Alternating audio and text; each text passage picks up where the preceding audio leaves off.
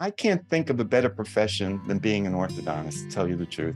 I mean, to me, you get your ticket punched when you get into ortho school, and it's up to you to make whatever you want to make out of it.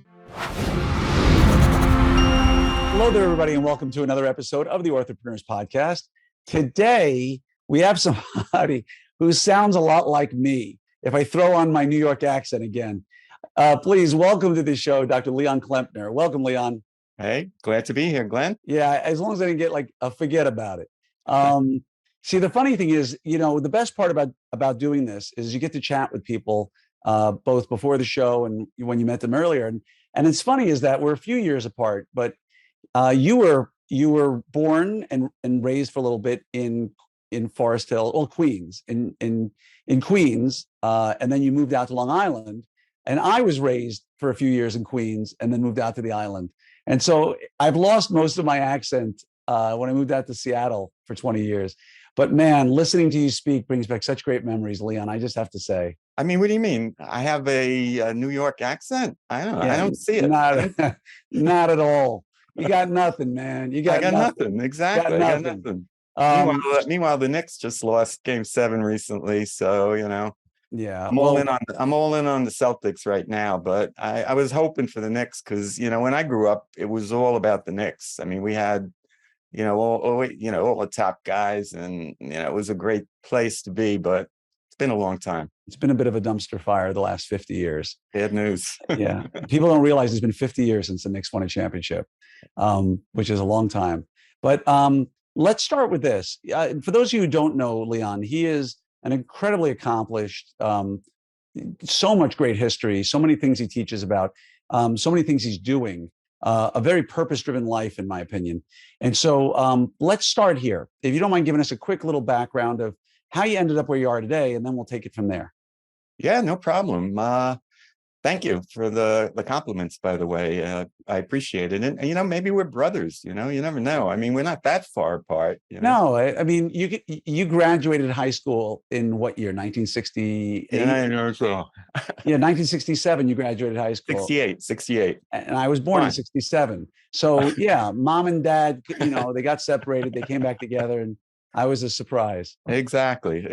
Anyway, so yeah, I actually grew up in, if I go all the way back, I'll tell you, my parents are both Holocaust survivors, and my mother was pregnant when she came here in 1950 with me. She wanted me born here, and miraculously I was. Wow. And in order to come here, you need to be sponsored. Right. And so there's a family in Schenectady that sponsored my mom and dad, and that's where they went. And I lived in Schenectady till I was maybe 2 or 3 years old, and moved to the Bronx, and from the Bronx to Queens, Jackson Heights. So 4th grade, I started in Jackson Heights. Graduated Newtown High School, 68. Went to Adelphi on Long Island. Long Island. I know well. Then I went to University of Maryland Dental School. Got a great education there, and then was lucky enough to get into the Tufts program. So I went directly into my ortho residency, spent a year or two up in Boston, working for some of my instructors, and then started a practice out in Suffolk County, which, you're going deep into Suffolk County when you lose WABC on the radio. Fades out. So anyway, your AM radio is gone. Yeah. Those are the days. Anyway, so started practiced I had a great run, 38 years. Had a great practice, great staff, can't say enough things about the time in which I practiced in. And then in 2015, I sold my half to my partner.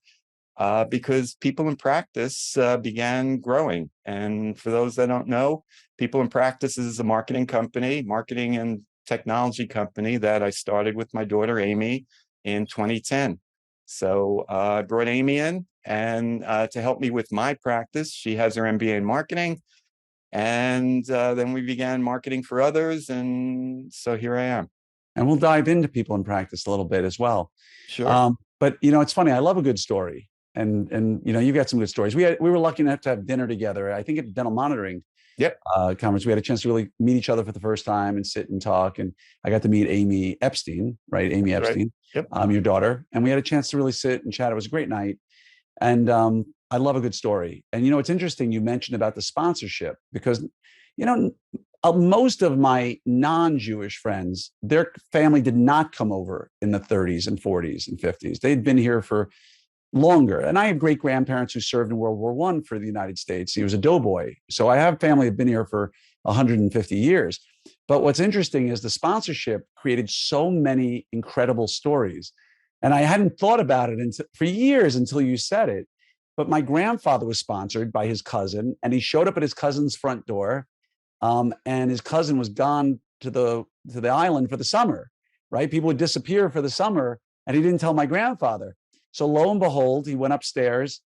He was pounding on the door, and the neighbor upstairs in these little brownstones sort of heard him pounding on the door and said, "What are you doing?" He said, "I'm looking for so-and-so." He said, "Well, so-and-so's gone for 4 weeks. Why don't you come into our apartment?" And lo and behold, that's where he met my grandmother. And Wow. so, my great grandfather was the one who stuck his head and go, "What are you pounding on the door for?" And turns out that's how they ended up meeting. So when you said sponsor, I hadn't thought about that for a long time. And so you did mention something that you practiced for 38 years. You had a good run, as you said. Let's dive right into it. Today, I've been practicing for 31 years at this point, and I was around the dental practice in the 70s with my dad. I lived in a dental practice, just like Amy grew up in Mhm. yours. The world we live in is different, very different. From the marketing, where back in the day it was illegal, couldn't even market. The dental society would take your license if you marketed. You could have a bold highlight of your name in the phone book and maybe a yellow page ad when it got more progressive. Um, you hired somebody for your front desk and they stayed with you your entire career and they became a part of your family. And for those who are listening, he's nodding along with everything I'm saying because these are truisms of what we did. Your assistants were your family in a way that even today, when you say they're my family, they're not. It was just like they came to the bar mitzvahs, they came to the weddings, they Yep. came to your house. You set them up on dates. When you're trying to find them a nice guy or a girl. And I guess my broad question here is: do you feel like the profession is still built for a 40-year career? Because I'm going to go on record and say it isn't. I can't imagine that the people graduating residency today at age 28, 29 are going to be able to have the skin and the wherewithal to put up with what we have to put up with now for the next 40 years. Okay, that's a great question. The answer is it depends on the individual. The way I see it, those that are flexible, embrace technology, understand the marketplace, are willing to make the adjustments in terms of patient demands, I think they are going to have a outstanding career and opportunity and practice as long as they want. We have a lot of clients that come to us, orthodontists that come to us 5 to 6 years out of their residency.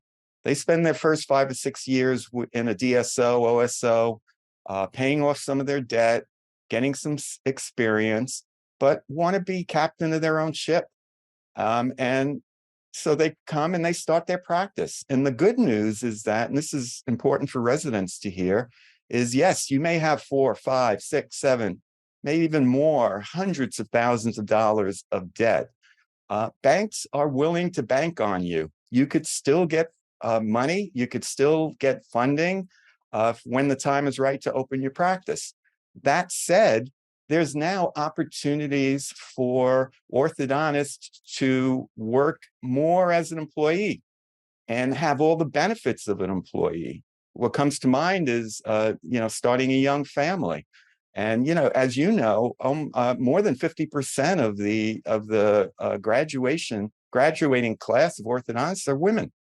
And the work-life balance, I didn't, I struggled to have that work-life balance. I made it happen. I never worked on Saturday.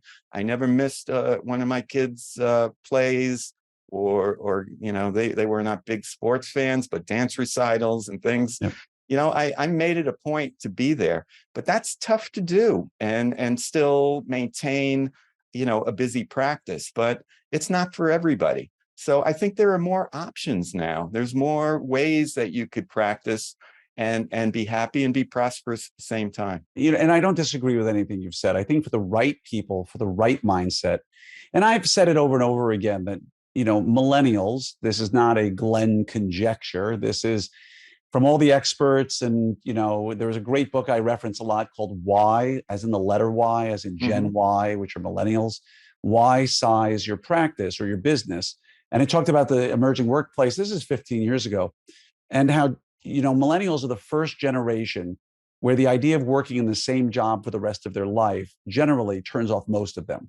The idea that you're going to work for IBM for 40 years and get a gold watch is ludicrous. They'll work 3, 4, 5, 6 years and then move on to the next job. And that's why I ask, with the combined stresses that, I guess there I'll stop. Do you feel that the stressors of day-to-day life of orthodontics are significantly greater than they were, say, when you started, 45 years ago?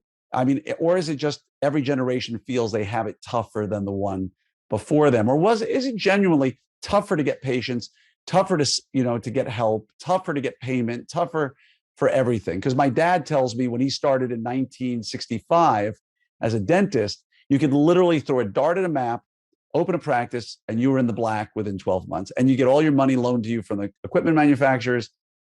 Do you feel like it's changed, or is it just a lot of moaning about something that just happens every generation? I can't think of a better profession than being an orthodontist, to tell you the truth. I mean, to me, you get your ticket punched when you get into ortho school, and it's up to you to make whatever you want to make out of it.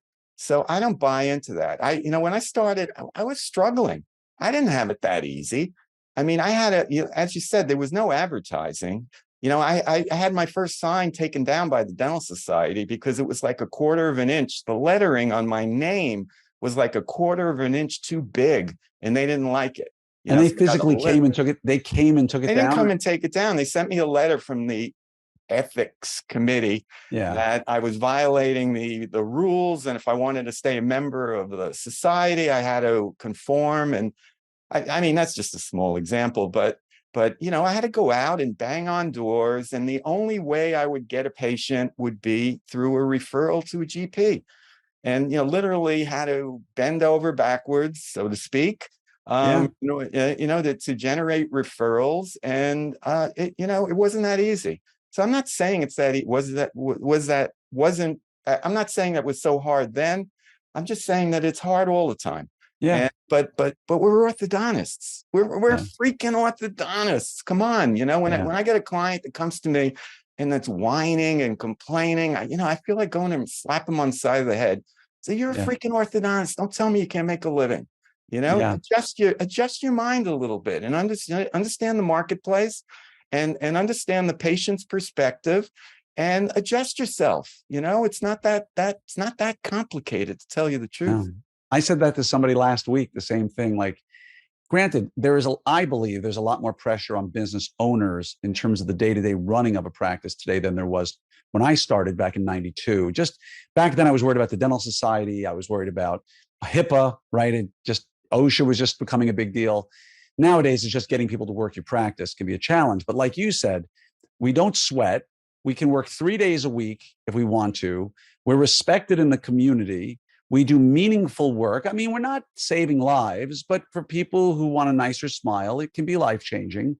And I don't want to throw out numbers, but the average orthodontist, as I was told many, many, many years ago, you're never going to become rich in dentistry, but you will never be poor.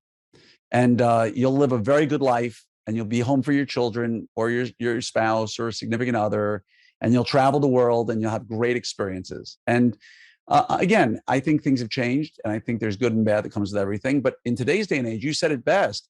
All the OSOs that people lambast are great breeding grounds for young orthodontists to come out and hone their craft and make a really good living while doing it. And if you can come out of school and make $300,000 a year or more on 4 days a week without practice ownership, and generally with OSOs today, you're getting mentorship. Because, for instance, everybody out there knows I partnered with Smile Doctors back in 2021. If you came in as my associate, right, you're getting mentorship because I'm there. my partner. And these are people who sold practices. And so point being, I agree with everything you said. And you did say something to me earlier I want to talk about, which was you embrace technology. You said for those out there willing to embrace technology, you've always been, you use the word early adopter, I use the word pioneer, right? Because on the technology adoption curve, pioneer comes before an early adopter. And you want to tell everybody out there who's complaining about their computer systems what year you transitioned completely from written to computer charts. Yeah, yeah. I mean, I just love the technology. So, I was speaking with you earlier that, Amy grew up on an Apple IIc, playing different games and Castle Wolfenstein. a variety of different ones. But in 1982, I got my first IBM office computer.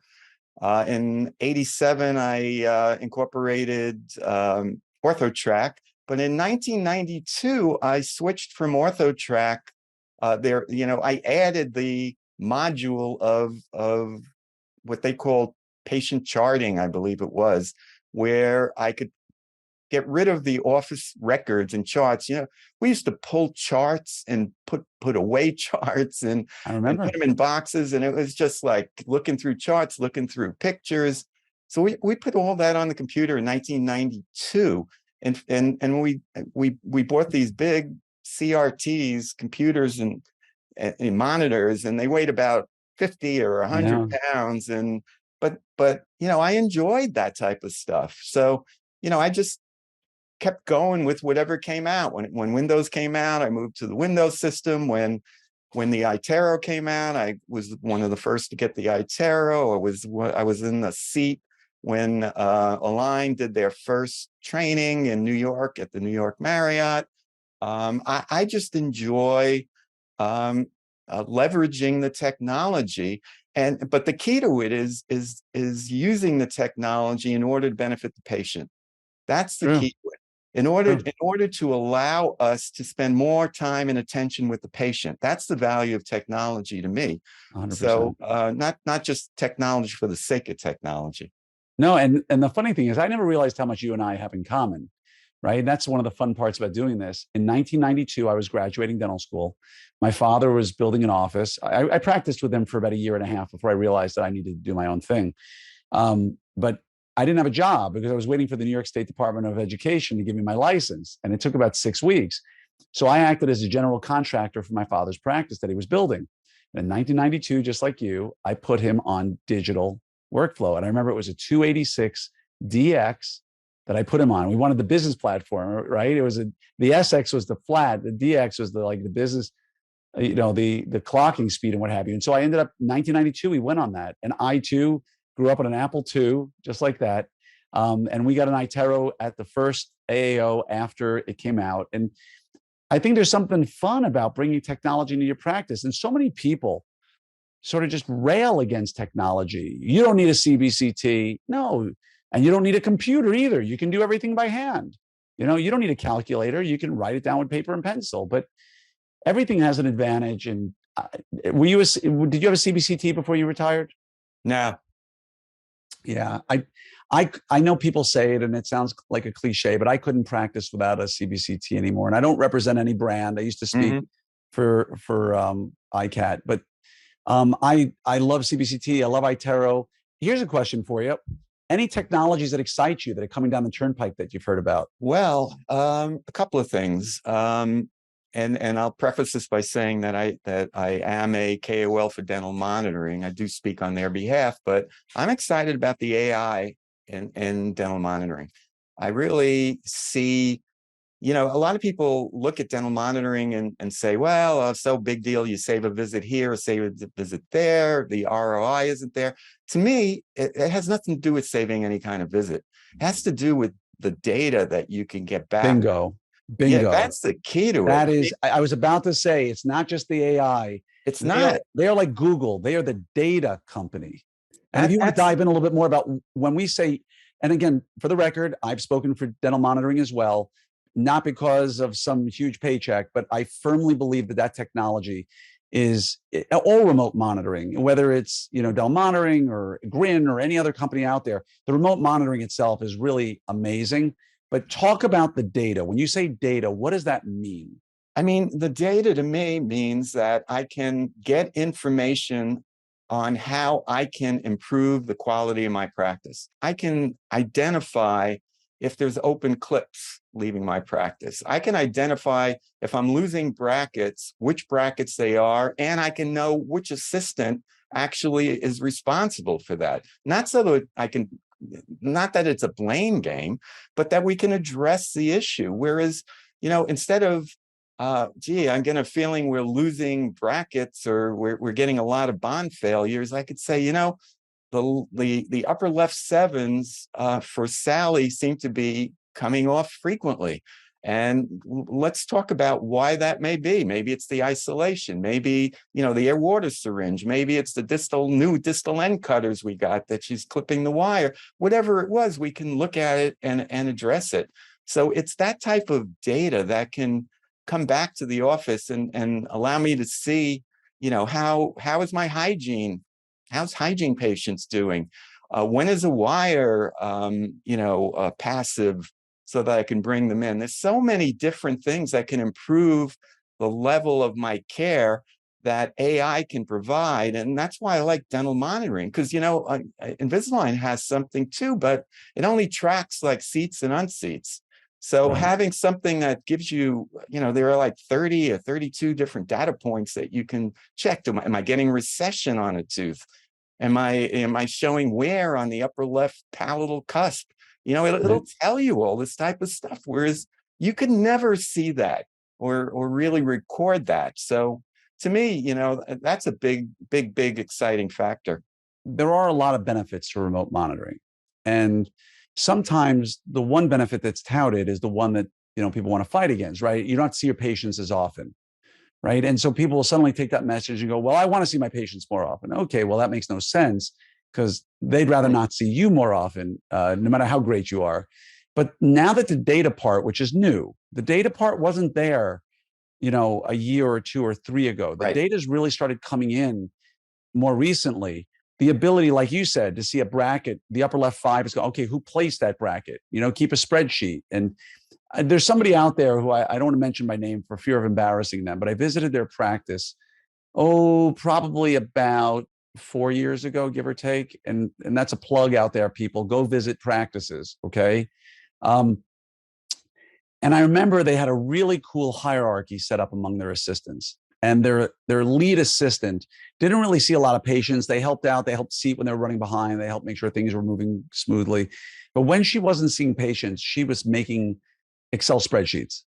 And her Excel spreadsheets were all the emergency visits, right? And for instance, every comfort visit, emergency visit, whatever you call it, was categorized.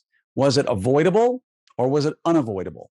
And if it was avoidable, who was the assistant and what was the emergency? So you could run a spreadsheet at any given moment to say, oh yeah, Leon, the assistant, he's had 17 brackets come off this month. I think we need to retrain Leon on how to put the brackets on, because the data makes you much more efficient. And when you have 10 emergency visits a day and you can narrow that down to one emergency visit a day or two, your practice just became like, think about it, you save on a 4-day work week, you save 32 patients a week. Multiply that by a month, you just saved 128 times 12, right? You just save 1,500 patients a year in terms of visits. It's monstrous. And if the data allows you to collate that, you have to. And so, but Glenn, let me just introduce, because now you got me thinking. I was walking around the AAO, and you talk about new things and exciting things. Way off in the back in the corner was this South Korean company called Graphy. I think its name is Graphy. I have no financial interest in this at all. But what they were doing is, number one, they were direct printing aligners. But more interesting than that is their aligner material. Okay, everybody pretty much uses the same aligner material right now. All the different companies do. Their aligner material was a thermoelastic polymer, meaning that it was like a night tie wire. you cool it down, you put it in the malocclusion, and your body warms up the temperature and the teeth begin to move. And the forces that they're measuring are all within the biologic limits of tooth movement. To me, I was like, oh my God, I can't believe this, something like this exists. Now they don't have the approval, they don't have, it's still a ways away, but this is what's coming down the pike. Could you imagine, I was thinking about this. Every single aligner that was ever manufactured since the beginning of Invisalign in 1991, the casts, the plastic casts, are still living on the planet somewhere. These Yeah. things they don't degrade. They're floating in the ocean. I don't know where they are, but if there's a way to eliminate that step and direct print an aligner, particularly with this type of material, to me, that's a game changer. Yeah. I mean, it's truly, you got to wonder, where are these casts, right? Like, I mean, honestly, they don't degrade. No, Right? that's what I'm saying. Like, Nobody thinks about this type of stuff. I think about it. yeah, I mean, I never gave it any thought, but it's worth wondering, like, where is everything? Like, I can't even imagine how many hundreds and hundreds of millions of casts there are. I mean, that's I never exactly. gave that any thought, Leon, but it's absolutely a brilliant idea. Um, so let's talk a little bit about people in practice. All right. Great. Because I know it's a passion of yours. I know it's something you left practice to go into that. Um, Talk to me a little, to everybody out there. What is people and practice, and what does it do, and what's your role? That's my favorite subject, Glenn. I'm glad you brought that up. It's my pleasure. People in Practice is a marketing company that speaks ortho. It's a marketing and a technology company. I have a hard time even describing it because we're not a traditional marketing company. We're a consultancy. We're a technology company. We've developed our own software. But for the listeners, we are comprehensive. We do websites. We do digital marketing. We do social media. We do reputation management. We have a dashboard. We do patient acquisition. We pretty much handle everything. We do practice transitions. We do logo development. We have a graphics department.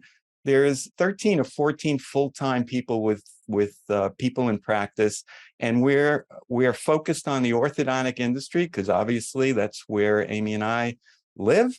And what we do is we help orthodontists. This is what I like most about it. And this is really the reason I left what I was doing to do this. Is my job is to hold the hand of an orthodontist and walk them through the technology and understand the marketing so that they can have a prosperous practice in a new environment. We're dealing in a different business model right now. We've been, quote, for better or worse, disrupted in many ways, and we need to adjust to a different marketplace.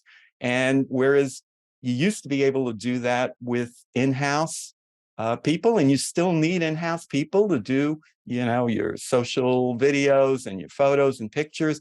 But you also, in my opinion, need to have a company that can help you get that out there and has the expertise to be able to leverage it to grow your business. So that's, in a nutshell, people in practice. Nice. And if someone wants to, I always ask, if someone wants to learn more about it, how can they reach you? What's the best way to get a hold of you for that? Email me directly at leon@pplpractice.com. You can follow me on Instagram at Dr. Leon Klempner. I'm on, see me on Facebook. pplpractice.com is our website. So you can go directly there, learn a lot about it, but certainly just reach out to me. And the podcast. I forgot about the podcast. Come on, man. The People in Practice podcast. Oh, God, I got to learn from you, Glenn. No. Golden Age of Orthodontics. If you haven't listened to it, if you don't listen to it, you subscribe. And guess what? Next month, we're launching Practice Talk, the second podcast that's designed specifically for team and staff members, where we'll talk about the topic for the first episode is dealing with how to deal with a difficult patient. So this is designed for team members, and that falls all under the umbrella of People in Practice Media. Right on, right on. Now, before I let you go, I want to talk about one more thing, Sure. which is something I know you're passionate about, And it's funny you're passionate about it. I'm going to preface this because the more you there's all these sort of like little euphemisms or sayings or things that people talk about when it comes to early treatment, right? I forget one of them was something like, early treatment is for younger doctors, not for older docs, or the longer you practice, the less early treatment you do. But you're a strong and passionate advocate for early treatment. Talk about that a little bit.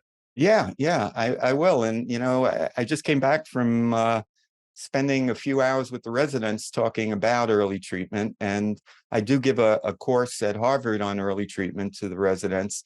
And, early treatment in my opinion, is getting a bad rap. And it's getting a bad rap because there's no definition of what early treatment is. Everybody decides what early treatment is for them. For some, it's an expander. For some, it's a 2x4. For some, it's a 2x4 with an expander. For others, it's a lingual holding arch. In my opinion, if you're going to enter into the realm of offering early treatment, you need to provide a benefit to the patient. And that benefit should be shorter treatment time in phase 2, hopefully minimizing extractions if possible, and hopefully minimizing surgery if possible. So there's a lot of parameters in terms of whether to do early treatment. And if you do it, it needs to be comprehensive. You need to address all 3 planes of space: transverse, vertical, and sagittal. So at the end of phase 1, in my opinion, you should be either class 1, mild crowding, class 1, mild spacing, so you can be finished in 12 months or less with aligners or with brackets. It doesn't matter. But that should be the benefit. And if you can't provide that benefit, don't do early treatment. I think a lot of people view early treatment as a revenue source, right? And I don't see it that way at all. To be honest, a lot of my treating early phase 1 treatment, I do, if there's airway related stuff, that's crystal clear airway, or like you said, trying to help with some growth and development. Malcolm Meister, I don't know if you know Malcolm Meister, originally New Yorker, but he was former chairman of the NOVA program. Brilliant man, probably one of the most brilliant orthodontists that most have never heard of. Brilliant concepts, stuff that just when I tell people, their eyes just go, wow, where'd you hear this from? And he used to use this analogy for phase 1 treatment or interceptive orthodontics, that he would hold up a piece of paper or something like that. He'd hold up a piece of paper and he would say, if this piece of paper represents all the kids who are within the first 2 standard deviations, right? Their growth, their development, their crowding, their spacing, that if they're within the norm, if you will, they're on this piece of paper. But all the kids who fall outside the piece of paper, they're the ones who we really need to jump in and help them, right? They're well outside, they're outliers. And the goal is not to put a bullseye and put them dead in the middle of the target. The goal is to get them back onto the piece of paper, so that normal growth and development can now take over. And it made so much sense, because when I explained that to parents who ask, well, will they need braces twice? I use Dr. Meister's great analogy or example and say, look, genetics is going to play a role, and it's already dealt them a blow. And I'd rather not do anything if we didn't have to, but we're trying to just get them onto this we're trying to get them onto this target to give them a fighting chance at not having to be in ortho for 2.5 years, or jaw surgery, or put them in a Herbst when they're 11 or 12 years old, or whatever number of things we can try to avoid.